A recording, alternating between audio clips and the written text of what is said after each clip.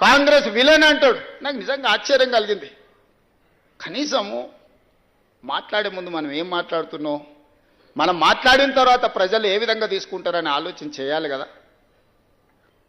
మనకు విచక్షణ ఉంది కదా, ఆలోచన ఉంది కదా.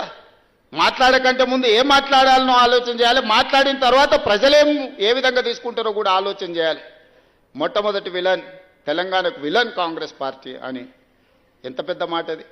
తెలంగాణ ఇచ్చినందుకు విలన్ అయిందా? మేము తెలంగాణ ఇస్తే 10 ఏళ్ళు నువ్వు తెలంగాణ ముఖ్యమంత్రి అయి దోసుకొని టీవీలు పెట్టుకొని పేపర్లు పెట్టుకొని ఫామ్ హౌజులు కట్టుకొని ఇంటిల్లి పాది పదవులు అనుభవించి కాంగ్రెస్ ఇచ్చిన తెలంగాణలో నువ్వు లబ్ధి పొందినందుకు కాంగ్రెస్ విలన్ అయిందా? అంటే గింటే ప్రజలనాలే కాంగ్రెస్ ఏమన్నా అయ్యా మీరు తెలంగాణ ఇస్తే ఇగో ఆయన గట్ట తయారయ్యిండు గిట్లా అచ్చోసిన ఆంబోతులు మా మీద ఎందుకు వదిన అని ప్రజలేమన్నా ఆవేదన వెలిపుచ్చారంటే అర్థం ఉంది. కానీ నీకెక్కడిది అర్హత మాట్లాడడానికి? అంటే ఆయన ఆలోచన ఎట్లుందో ఒక్కసారి ఆలోచన చేయండి. ఆగమైందంటుండే, ఏం ఆగమైంది? నీ కుటుంబం ఆగమైందేమో. ఇంకో 10 ఏళ్ళు దోసుకుందాం అన్నది మా అర్థాంతరంగా ఆగిపోతే ఆగమైతుంది ఖచ్చితంగా. ప్రణాళికలు వేసుకొని ఉండొచ్చు కదా.